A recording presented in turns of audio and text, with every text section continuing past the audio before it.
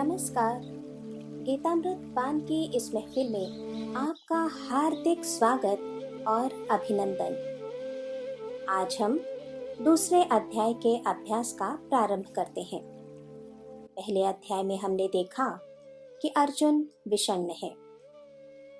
आइए अर्जुन के विषाद योग की भूमिका को समझने का प्रयत्न करते हैं।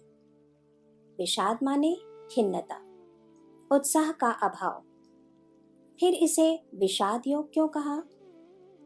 इसे विषाद योग इसलिए कहा क्योंकि अध्यात्म के मार्ग पर यात्रा की शुरुआत विषाद से ही होती है। संसार में सुख दो प्रकार के होते हैं। सरल भाषा में कहें तो खुशियां हमें दो रास्तों से मिलती हैं। पहला रास्ता है बाहर सुख ढूंढने का। जब हम वस्तुओं में सुख ढूंढते हैं, बाहर खुशी की तलाश करते हैं, तो ये होता है वस्तु सापेक्ष सुख, ऑब्जेक्टिव हैप्पीनेस। इसमें लाचारी है, क्योंकि वस्तु है तो खुशी है, वस्तु नहीं तो खुशी भी नहीं। सुखी होने का दूसरा रास्ता रहता है सदा खुश रहने का। जब किसी को बाहरी चीजों से प्राप्त होने वाले सुख की लाचारी चुभने लगती है, तब वो आत्मतुष्टि की ओर मुड़ता है। तब इसे कहते हैं आत्म सुख, सब्जेक्टिव हैप्पीनेस। अब विचार करते हैं कि पहले वाले रास्ते में कमी कहाँ है। तो इसका उत्तर ये है कि वस्तुनिष्ठ आनंद को पाने के लिए मुझे पहले वस्तु को प्राप्त करना पड़ता है, फिर उसकी गुलामी स्वीकार करनी पड़ती है, उसे महत्व देना पड़ता है। जरा सा सोचें तो ये एक दुख ही तो है। उस वस्तु या व्यक्ति के प्रति मैं लाचार हूँ। अर्थात सुख पाने के लिए मैं स्वतंत्र नहीं हूँ। ये परतंत्रता जब कांटे की तरह चुभने लगती है, तब मन में विषाद उत्पन्न होता है और तभी हम सदा स्थिर रहने वाले आनंद की खोज करते हैं। इस तरह हमने देखा कि विषाद से ही आध्यात्म के रास्ते पर हम आगे बढ़ते हैं। विषाद को योग कहने का दूसरा बड़ा कारण है कि भक्ति के रास्ते पर भी विषाद ही हमें ले जाता है। भक्ति का क्या अर्थ होता है? भक्ति किसे कहते हैं? तो इसका उत्तर ये है कि स्वयं से शक्तिशाली किसी अन्य का सहारा लेना, उसे थामे रखना भक्ति होता है। सर्वशक्तिमान, सर्वव्यापक ईश्वर है ही। हमारा मन जिस पल ये मान लेता है, उसी पल भक्ति की शुरुआत होती है। एक उदाहरण लेते हैं कि किसी काम में हमने बहुत मेहनत की, बड़े प्रयत्न किए, दिन रात एक कर दिए, फिर भी हमें यश नहीं मिला। तब हमें असहायता महसूस होती है और हम में शोक भावना का उदय होता है। हमारे हाथ में कुछ भी नहीं है ऐसा हमें लगने लगता है और तब हम सहारा ढूंढते हैं। और जब अपने आसपास भी हमें असहायता ही दिखाई देती है, तब हम ईश्वर के सहारे की आस करते हैं, उससे एक नाता जोड़ते हैं। इस प्रकार भक्ति की शुरुआत भी शोक भावना से होती है। अब भक्ति की बात हम कर ही रहे हैं, तो चलिए भक्ति मार्ग की सीढ़ियों को भी जान लेते हैं। पहली सीढ़ी है स्वयं की अपूर्णता का एहसास होना। मैं अपूर्ण हूँ, ये भावना मन में उत्पन्न होना भक्ति मार्ग की पहली सीढ़ी है।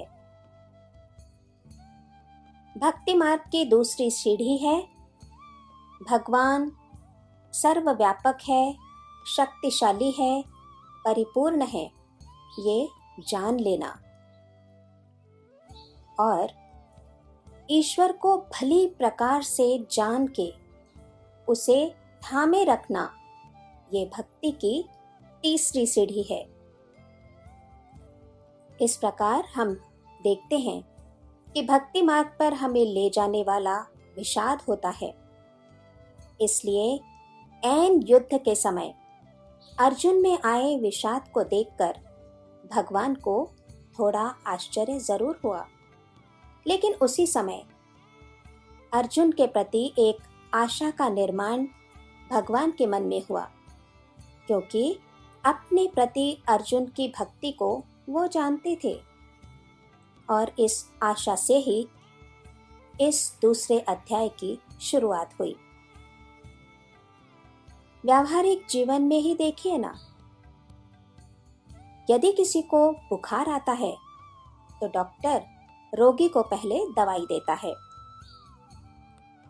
इस दवाई से यदि बुखार नहीं उतरा तो फिर इंजेक्शन देता है, और उससे भी यदि बुखार में फर्क नहीं पड़ा तो फिर खून की जांच करने को कहता है। ऐसे ही भगवान ने भी शुरू के 2-4 श्लोकों में अर्जुन को दवा देकर देखी। वे बोले, कुतस्त्वा कश्मलमिदं विषमे समुपस्थितम् अनार्यजुष्टमस्वर्ग्यम् अकीर्तिकरमर्जुन। अरे अर्जुन, इस विषम परिस्थिति में तू ये क्या विचार कर रहा है? अरे तेरे सामने आतताई कौरव खड़े हैं, जिन्होंने तुम पांडवों के नाश के लिए कितने दुष्ट कर्म किए।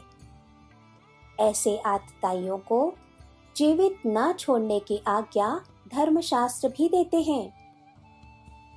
शास्त्रों में स्पष्ट कहा गया है कि किसी के घर को आग लगाने वाला, किसी को जहर देने वाला, किसी को मारने के लिए हाथों में शस्त्र उठाने वाला, किसी के धन को लूटने वाला, किसी की जमीन कब्जाने वाला और पर स्त्री को भगा ले जाने वाला, ये सब आतताई होते हैं।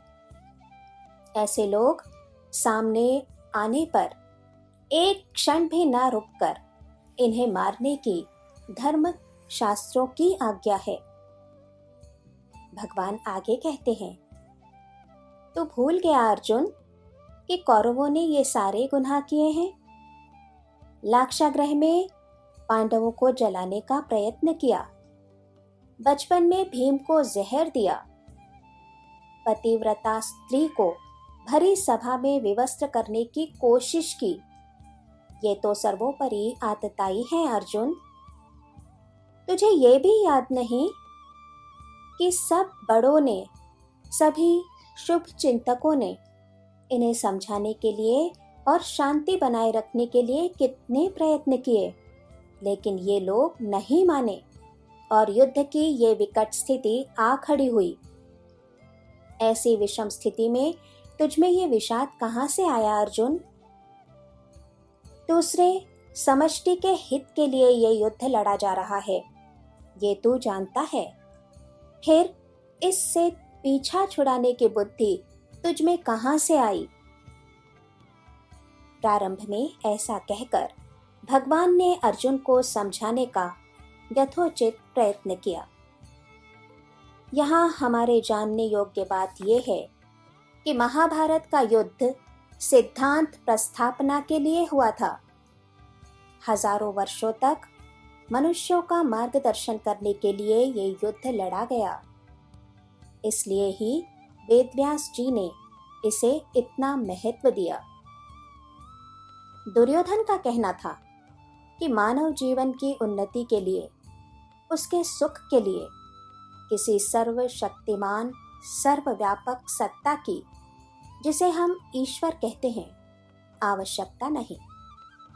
इसके विपरीत पांडवों की ये धारणा थी कि मनुष्य की उन्नति के लिए संस्कृति के पैरों में ईश्वर का अधिष्ठान होना ही चाहिए। कौरवों और पांडवों के बीच का युद्ध इन्हीं दो विचारधाराओं के बीच का संघर्ष था। ये केवल चचेरे भाइयों के बीच का युद्ध नहीं था। यदि ऐसा होता तो भगवान श्री कृष्ण कभी इस युद्ध के बीच में नहीं पड़ते। उन्होंने स्पष्ट कह दिया होता कि भाइयों की लड़ाई में बीच में पड़ने का मेरा क्या प्रयोजन। इस युद्ध में कुल 18 अक्षौहिणी सेना एकत्र हुई थी। इतने सारे लोग मृत्यु के मुख में जाने वाले थे, इसलिए अर्जुन को लग रहा था कि इन सब के घर सूने हो जाएंगे। इनकी पत्नियां अपने पति का और बच्चे अपने पिता का मुख देखने को तरस जाएंगे। ये कल्पना ही भयंकर थी। इसी के कारण अर्जुन विषाद मोह के भंवर में फंस गया था, जिसमें से उसे निकालने के लिए भगवान कृष्ण ने गीता की अमृत वर्षा की। इस तथ्य को जानकर आज हम यहाँ विराम लेते हैं। दूसरे अध्याय के शेष भाग को हम अगले अंक में जानेंगे। जय श्री कृष्ण।